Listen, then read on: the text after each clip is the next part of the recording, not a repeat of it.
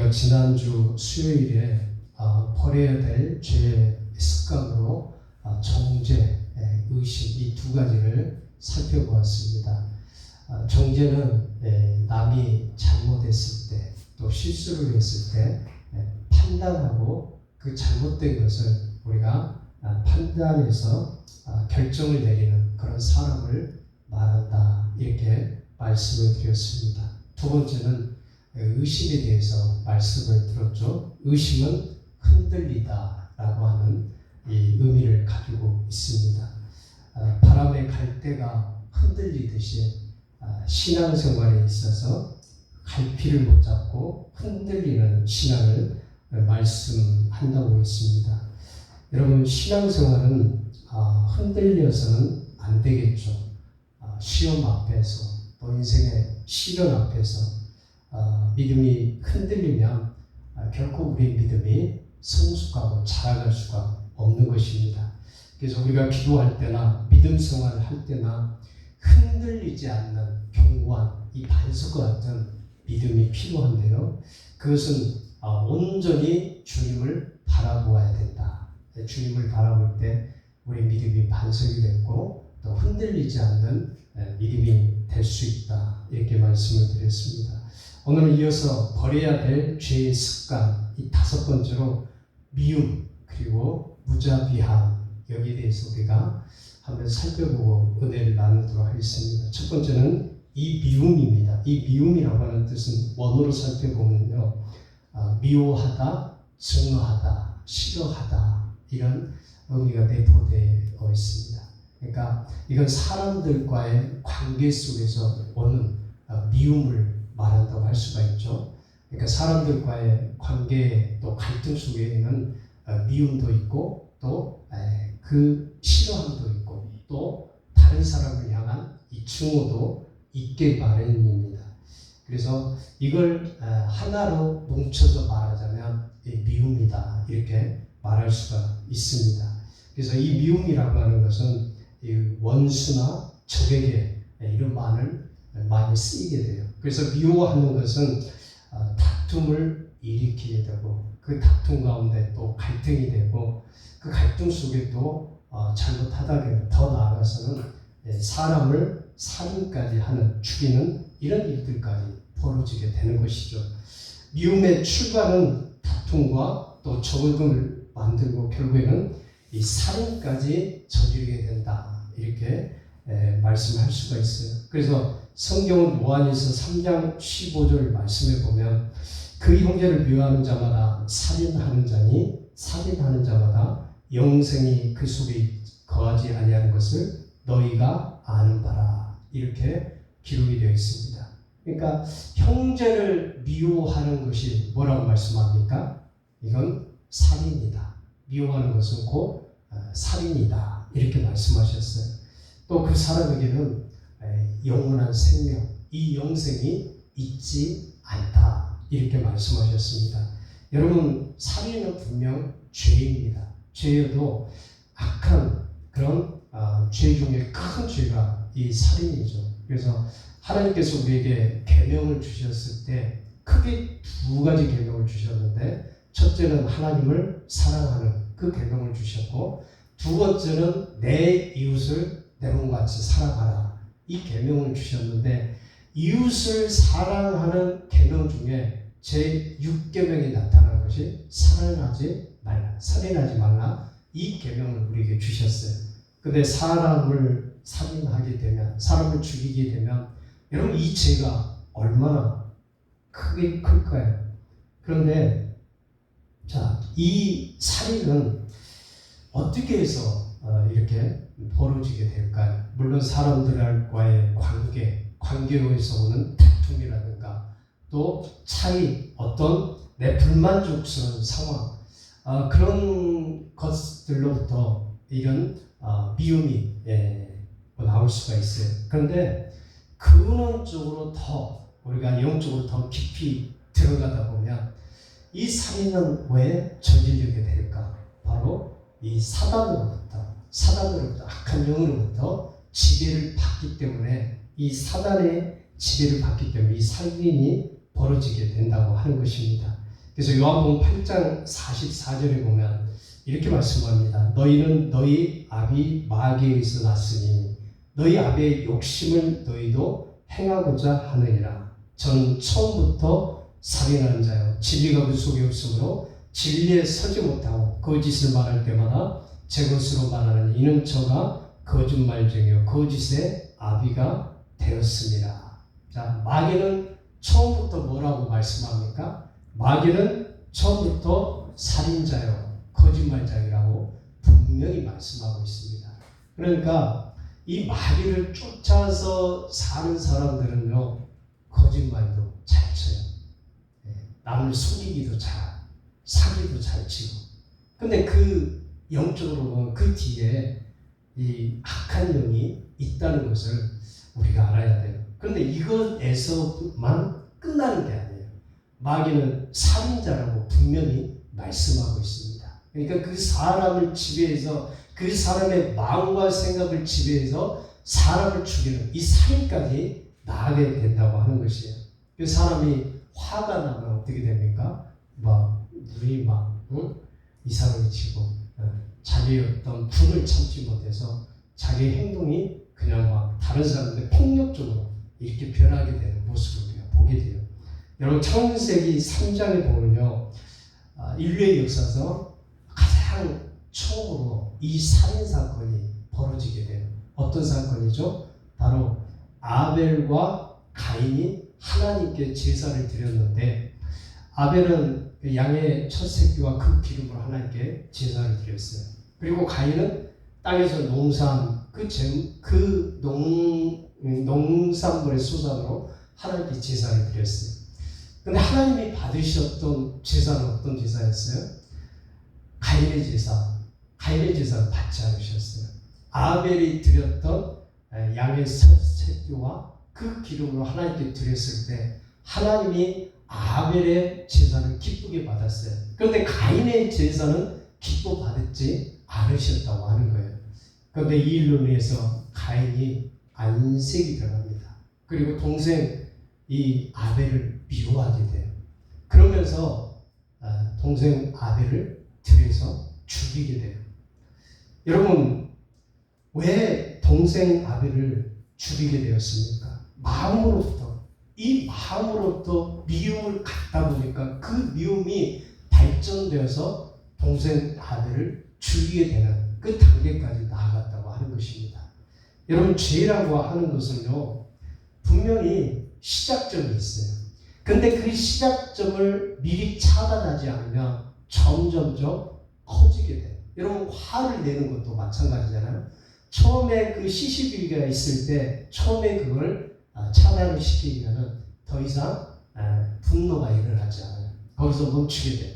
그런데 이 분노라든가 화가 시작이 될 때 그걸 멈추지 않게 되면 점점 사람이 기쁜 수렁으로 빠지게 돼요. 그래서 자기도 모르게 폭력적인 사람이 되고 그리고 이것이 발전하게 되면 그 미움의 감정을 가지고 사람까지 해치는 그런 일들이 이렇게 벌어지게 된다고 하는 것입니다. 여러분 이 세상에 폭력이라든가 또 드러나는 모든 사람을 해치는 일들 이 살인의 그런 일들이 왜 드러납니까? 처음에 자기 마음을 다스리지 못해서 그래요. 하나님께서 우리의 마음을 다스리라고 말씀하잖아요. 그런데 이 마음을 다스리지 못해서 분노 가운데 사람을 해치는 이런 일들이 많이 일어난다고 하는 것입니다. 그래서 레위기 19장 17절에 보면 이렇게 말씀합니다. 너는 내 형제를 마음으로 미워하지 말며 이웃을 인하여 죄를 당치 않도록 그를 반드시 책선하라. 자, 여기 이 레위기 19장 17절에서 뭐라고 말씀합니까? 너는 내 형제를 마음으로 미워하지 말라. 마음으로 미워하지 말라는 거예요. 마음으로 그 사람을 기뻐하고 또 사랑하고 또 긍휼히 여기고 동정하면은 그 사람과의 관계가 아름답고 좋은 관계를 이루어가지만 마음이 미운 마음을 갖고 있으면 그 사람과의 관계가 깨질 뿐만 아니라 그것이 발전되면 사람을 해치는 그런 단계까지 나가요. 그런데 이웃을 인해서 죄를 당치 않도록 그를 반드시 책선하라 이렇게 말씀하고 있어요. 그러니까 형제가 미워하지 않게, 사람을 미워하지 않게 잘 타이르라고 하는 거예요. 여러분, 교회 다니는 성도님들, 지체들 중에서도 혹시라도 다른 사람을 미워하는 이런 마음을 갖고 있다면 여러분들 신앙적으로, 신앙이 성숙된 여러분들이 잘 타일러줘야 돼요. 잘 권면을 해야 돼요. 그래서 하나님의 사랑을 가지고, 하나님의 긍휼을 가지고 사람을 사랑할 수 있도록 타일리는 그런 이 권면을 해줘야 됩니다. 그래야 죄에 빠지지 않게 되죠. 여러분, 우리가 부모로서도 마찬가지예요. 자녀들에게도 이런 신앙의 교육, 신앙의 지도가 필요할 때가 있어요. 여러분, 자녀들도 미움을 가질 수 있잖아요. 또 방탕할 수가 있잖아요. 신앙의 잘못된 길로 빠질 때도 있어요. 그래서 부모로서 우리가 먼저 복음을 경험하고 또 하나님의 사랑을 입은 우리라고 한다면 자녀들에게도 그 신앙의 지도를 해야 자녀들이 올바르게 하나님의 은혜 가운데 신앙생활도 열심히 하고 주일도 잘 지키고 믿음 생활도 잘하고 기도도 잘하고 하나님이 기뻐하는 그런 믿음의 사람으로 살아갈 수 있다고 하는 것입니다. 사랑하는 여러분, 우리가 세상 살이 하다 보면요, 가시같이 정말 나를 꾹꾹 찌르고 또 나를 힘들게 하고 또 어렵게 하는 그런 사람도 있고 억울하게 나를 하는 사람도 만나게 돼요. 그러나 그럴지라도 자, 성경은 우리에게 어떻게 말씀하고 있습니까? 우리의 마음이 악한 마음, 이 미움을 갖지 말라, 미움을 품지 말라 이렇게 말씀을 하고 있어요. 왜냐하면 이 미움은 발전하면 할수록 더 큰 죄 가운데 나아가게 되는 것이고 큰 죄를 지을 수 있는 여지가 크기 때문에 이 미움의 마음을 갖지 말라고 말씀하는 거예요. 또 형제를 미워하는 사람은요, 요한일서 2장 9절에 보니까 어두운 가운데 있는 자라 이렇게 말씀하고 있어요. 그러니까 형제를 미워하는 사람은 밝은 사람, 밝은 모습의 사람, 이 삶을 살 수가 없어요. 그러니까 어두운 가운데 늘 사는 사람이에요. 또 이 형제를 미워하는 사람은 어떤 사람인가? 하나님을 사랑할 수가 없다. 이렇게 말씀을 요한일서 4장 20절에서 말씀합니다. 누군지 하나님을 사랑하노라 하고 그 형제를 미워하면 이는 거짓말하는 자니 보는 바 그 형제를 사랑치 아니하는 자가 보지 못하는 바 하나님을 사랑할 수가 없느니라. 형제를 사랑하지 않으면서 하나님을 사랑한다고요? 이건 거짓말하는 자라고 분명히 말씀하고 있어요. 그러니까 우리가 하나님을 사랑한다, 우리가 주님을 사랑한다, 주님 사랑해요 그러면서 우리가 그 사랑의 고백을 하면서 산다고 할 때는 우리 눈에 보이는 형제도 먼저 사랑할 수가 있어야 돼요. 근데 형제를 미워하면서 하나님을 사랑한다고요? 그 말이 안 되는 거죠. 여러분, 우리에게는 하나님께서 주신 계명이 있는데요. 그 계명은요, 이웃 사랑을 분명히 하라고 우리에게 말씀을 해주시는 거예요. 우리 지체, 보이는 사람, 내 가족, 내 주위의 그런 지인들, 친구들 다 이웃입니다. 그 사람들을 사랑하는 사람, 그 사람들을 마음으로 긍휼히 여기는 사람, 그 사람이 바로 하나님을 사랑하는 사람이다. 이렇게 분명히 말씀을 하고 있어요. 그래서 우리가 정말 하나님을 사랑한다고 한다면 우리 마음에서 형제를 불쌍히 여기고 사랑하는 그런 마음을 갖고 있는 사람이에요. 여러분, 하나님을 사랑하는 자가 어떤 사람이라고 말씀합니까? 형제를 미워하지 아니하는 자. 그럼 하나님을 사랑하지 아니하는 자는 어떤 사람이에요? 형제를 미워하는 사람이죠. 형제를 미워하는 자는 하나님을 사랑하는 자가 아니라고 분명히 말씀하고 있어요. 여러분, 교회에 나와서 기도 많이 하고 주일날 예배 가운데 참석하고 또 어떤 봉사를 했다고 해도요, 형제를 사랑하는 마음이 없다고 한다면 그거는 하나님 사랑하는 게 아니에요. 그러니까 순서가 잘못된 거예요. 그러니까 우리가 정말 그 주님의 사랑을 실천하고 드러낸다고 하는 것은 내 눈에 보이는 형제 사랑을 하는 사람입니다. 그 사람이 정말 하나님 사랑하는 사람이에요. 자, 오늘 잠언 본문 12절에 보면 이렇게 말씀합니다. 미움은 다툼을 일으켜도 사랑은 모든 허물을 가리느니라. 여기서 이 가린다고 하는 것은 덮다 이런 의미가 있어요. 그러니까 하나님의 사랑은요, 모든 허물을 덮게 되어 있어요. 모든 죄를 다 덮게 되어 있어야 돼요.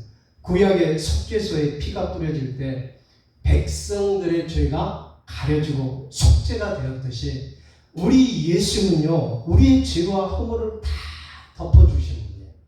그분은 사랑으로 충만하신 분이에요. 그분은 은혜로 충만하신 분이에요. 긍휼로 풍성하게 우리에게 덮어주시는 분이세요. 여러분, 우리 주님의 사랑으로 여러분들이 가득할 수 있기를 바랍니다. 예수 사랑이 내 안에 가득하면 그 사랑이 드러나는 거예요. 그러니까 내가 그분의 사랑이 부족하기 때문에 형제 사랑에 대한 그 사랑이 다하지 못하는 것이죠. 그래서 여러분, 오늘 우리가 기도할 때도 우리 주님의 사랑은 내 안에 충만하게 되어서 정말 형제 사랑을 할 수 있는 저와 여러분들이 될 수 있기를 주의 이름으로 축원드립니다. 두 번째는 무자비함입니다. 이 무자비함은 무자비, 없을무. 그러니까 자비가 없다. 자비가 없는 사람을 무자비한 사람이다. 이렇게 말씀을 하는 겁니다. 그러니까 자비와 긍휼을 베풀어야 됨에도 불구하고 전혀 그렇게 살지 않는 사람을 이 무자비한 사람이다. 이렇게 말씀을 하는 것입니다. 여러분, 왜 신약에 보면 예수님을 졸졸졸 따라다니면서 괴롭혔던 바리새인 서기관들에게 예수님이 왜 자주 책망을 했을까요? 이 바리새인 서기관들은요, 자비가 없었던 사람이에요. 율법의 잣대를 기준으로 재서 그 사람을 정죄했던 사람, 그리고 미워했던 사람, 어떻게 하면 꼬투리를 잡아가지고 죄를 물을까? 이 사람들이 바로 이 바리새인과 서기관들이었어요. 그러니까 이 바리새인과 서기관들은 자비가 없었기 때문에 주님으로부터 책망들었던 사람들이에요. 로마서 1장 28절에 보면요, 하나님께서 하나님 두기를 싫어하는 사람을 그 상실한 마음대로 내버려 두어서 합당치 못한 일을 했다. 이렇게 말씀하고 있어요. 근데 거기에 보면 이런 말씀이 기록이 되어 있습니다. 곧 모든 불의. 그러니까 하나님을 싫어하는 사람은요, 불의를 행하게 되어 있어요. 그리고 추악, 탐욕을 갖게 되어 있고요. 악의가 가득한 자고 시기, 살인, 분쟁, 사기, 악독이 가득한 자요. 또 수근수근하는 자요. 비방하는 자요. 하나님이 미워하시는 자요. 교만하는 자요. 우매한 자요. 배약하는 자요. 무정한 자요. 마지막에 무자비한 자라. 자비가 없는 자다. 이렇게 말씀하고 있어요. 자, 어떤 사람들이 이런 성품을 가지고, 이런 마음을 가지고 사는 사람입니까? 하나님 두기를 싫어하는 사람. 마음에 우리 주님을 두기를 싫어하는 사람이 시기도 갖고 있고, 분쟁도 갖고 있고, 살인하는 마음도, 미움도 갖고 있고, 비방하는 마음도 갖고 있고, 자비가 없는 그런 마음, 그런 마음들을 가지고 있다고 하는 것이. 그래서 하나님이 이렇게 합당치 않게 사는 사람을 싫어한다고 하는 거예요. 무자비함도 마찬가지예요. 그래서 이 자비가 없는 사람, 이건 여러분 하나님께 결코 책망 드릴 수밖에 없는 그런 사람들이에요. 여러분, 당시 사도 바울도요, 로마서를 기록하면서 이 로마사의 무자비한 그런 모습을 사도 바울이 말씀을 하고 있어요. 사실 로마는 세계 최고의 문명을 자랑했던 그런 나라였어요. 힘이 그 평화의 정의였고요. 또 약자는 버림받았던 사회입니다. 그리고 그 노예는요, 짐승보다 못한, 그 물건 취급당하듯이 짐승보다 정말 못한 그런 취급을 당했던 사람들이었어요. 여러분, 하나님을 떠난 문화는요, 결국 사랑도 없고 긍휼도 없는 생명을 가볍게 여기는, 인간의 그런 존엄을 가볍게 여기는 이 무자비한 사회가 됐다고 하는 거예요. 그래서 사도 바울은 무자비한 자다 이렇게 말씀을 하고 있어요. 그래서 이 헬라어 원어로 이 무자비한 자에 대해서 어떻게 말씀하냐면요, 자비를 베풀 마음조차 없는 사람을 의미하는 것이라고 말씀합니다. 그러니까 무자비한 자는 어떤 자예요? 자비를 베풀 마음조차도 갖고 있지 않는 사람, 그 사람을 무자비한 자다 이렇게 말씀을 하는 것입니다. 여러분, 성경에 보면 이 무자비한 마음을 갖고 있었다는 사람들이 있어요. 예수님의 제자들 보면은 야고보, 요한, 우리의 아들이라고 그러잖아요. 어느 날 예수님께서 그 사마리아 성인가요? 여기에 이제 들어가셨는데, 그때 그들이 영접하지 않는다고 해서 하늘에서 불을 내려서 그 사람들을 멸하기를 강구했던 사람들이 이 우리의 아들던 야고보와 요한이었어요. 얼마나 성격이 불같고 무자비한, 자비가 없는 그런 사람이었습니까? 아니, 하늘에서 불이 떨어지면 얼마나 많은 사람들이 죽겠어요. 어떤 사람은 인생 살기 힘들다고 전쟁이나 일어났으면 좋겠다. 여러분, 전쟁이 일어나면 얼마나 많은 사람들이 살상이 되고 재앙이잖아요. 얼마나 많은 피를 흘리고 집이 무너지고 사회 경제가 다 깨지고. 근데 어떻게 말이 그렇게 쉽게 할 수가 있어요? 지금도 우크라이나라든가 보면 우리가 이 전쟁 상황을 보면 너무 우리가 잘 알 수가 있잖아요. 그러니까 이런 마음들이 쉽게 말을 할 수 있다고 하지만은 마음에 하나님의 자비, 하나님의 사랑이 없는 그 마음을 표현한 그대로의 마음을 볼 수가 있어요. 또 여러분 그래서 예수님은 누가복음 9장 55절에 이렇게 무자비한 말을 했던 제자들 향해서 예수님은 어떻게 말씀하셨냐면 그들을 꾸짖으셨다고 말씀하고 있어요. 그러니까 무자비한 마음을 갖고 있는 야고보, 요한, 이 사마리아 성이 예수님을 영접하지 않으니까 불을 내려서 이 사람들을 멸하시옵소서 이렇게 말했던 이 우리의 아들을 바로 꾸짖으셨다고 하는 것입니다. 여러분, 예수님은 그들에게 자비를 베풀기 원하셨어요. 영접하지 않는다고 그들에게 불을 내려서 심판하신 분이 아니라 그 성에 비록 나를 영접하지 아니하는 그런 사람들이라고 할지라도 주님은 그들에게 자비를 베풀기를 원하셨다고 하는 것입니다. 여러분, 우리 주님은 자비의 하나님인 줄 믿습니다. 십자가에서 자신을 못 박은 사람들까지도 주님이 용서를 하셨어요. 십자가에 못이 박고 그리고 창이 찔리고 물이 다 쏟아지면서 죽으면서도 저들의 죄를 저들에게 돌리지 말라, 용서해달라고 했던 분이 바로 예수님이셨어요. 그래서 여러분, 우리가 성경에 보면은 누가복음 10장에 보면요, 이 자비를 잘 표현해 준 이야기가 나와요. 어떤 얘기냐면 한 율법 교사의 질문에 예수님께서 비유를 들어 말씀을 하시죠. 어떤 사람이 이 예루살렘에서 이 여리고로 내려가는데 강도를 만났어요. 강도를 만나서 옷이 벗겨지고 거반 죽게 될 정도로 맞아서 쓰러졌어요. 정말 죽게 되었어요. 그런데 그 쓰러져 있었는데 그곳에 한 제사장이 지나가요. 그런데 제사장이 그냥 그걸 보고도 그냥 지나쳐갔어요. 내일 사람도 마찬가지예요. 이 쓰러져 있고 죽어가는 그 사람의 모습을 보고도 그냥 지나쳐갔어요.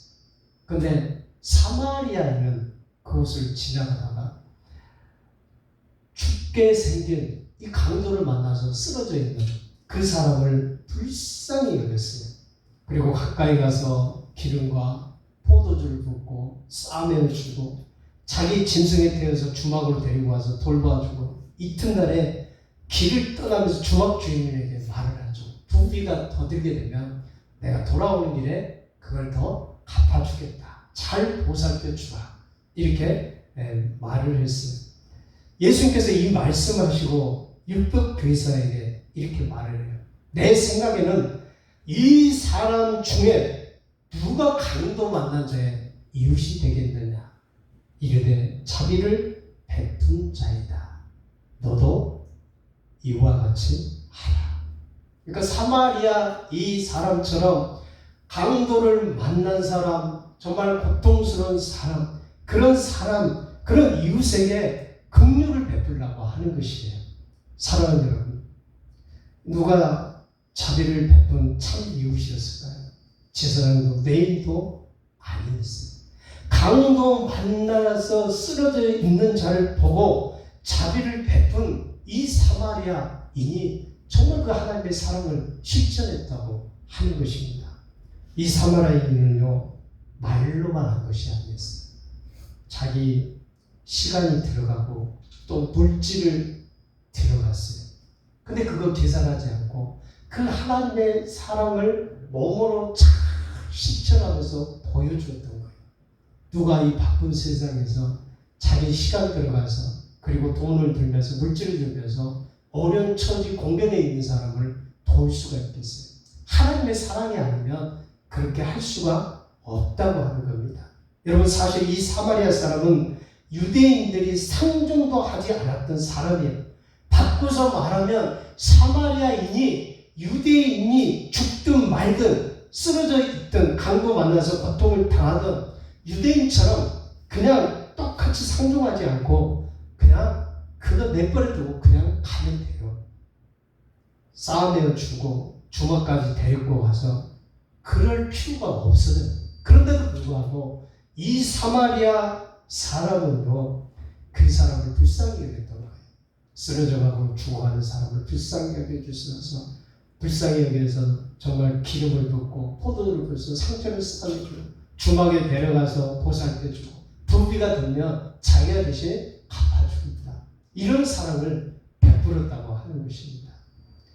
사랑하는 여러분, 하나님은요, 원수간이라도 할지라도 자비를 베풀려고 하는 것입니다. 원수간의 사람이라도 그 하나님의 긍휼을 베풀려고 하는 거예요. 사마리아와 유대인은 원수간과도 비슷한 그런 이해의 사람들이에요. 그런데도 불구하고 이 사마리아는 자기를 경멸했던 유대인을 감싸안아 줬어요. 그리고 하나님의 사랑으로 싸매 주었어요. 긍휼을 베풀었어요. 여러분, 우리가 그런 사람이 되기를 원하는 거예요. 여러분, 하나님을 떠난 사람의 마음 어떨까요? 정말 강팍해져요. 마지막으로 가면 갈수록요. 하나님은 사랑이 식어진다고 말씀하잖아요. 교회에서까지 이 사랑이 점점 식어가고 있는 것이 사실이에요. 그래서 우리가 성령 충만하지 않고 주님과의 그 교통이 없다 보면 우리도 똑같은 세상 사람이 되는 거예요. 그런데 여러분, 이 사랑이 없는 무자비한 마음은요, 이 처음에 어떻게 시작하는지 알아요? 마음이 강팍하고 굳어지고 긍휼이 사랑하는 데서, 긍휼이 없어지는 데서 이 시작을 하는데요. 처음에는요, 작은 무관심에서부터 시작을 한다고 그래요. 그런데 이 무관심은요, 반복이 되면 냉정함이 된다고 그래요. 그러니까 한두 번 불쌍히 여기는 그 마음을 우리가 버리게 되면 그게 냉정함이 되고, 이 냉정함이 정말 무자비하게 되고 나중에는 잔인함에 이르게 된다고 말을 합니다. 그래서 다른 사람의 눈물을 보고 고통을 봐도 전혀 마음에 동하는 게 없어요. 불쌍히 여기는 게 마음이 없어요. 그냥 죽든지 알든지. 사랑하는 여러분, 하나님은 자비의 하나님인 줄 믿습니다. 우리 예수님은 긍휼이 풍성하신 주님인 줄 믿습니다. 그래서 우리가 이 사랑을 교회에서 주님으로부터 풍성하게 우리가 공급받았다면 이 사랑을 세상 사람에게도 또 내 이웃에게도 가족에게도 또한 나의 친구와 지인에게도 이 자비를 베풀어야 될 줄 믿습니다.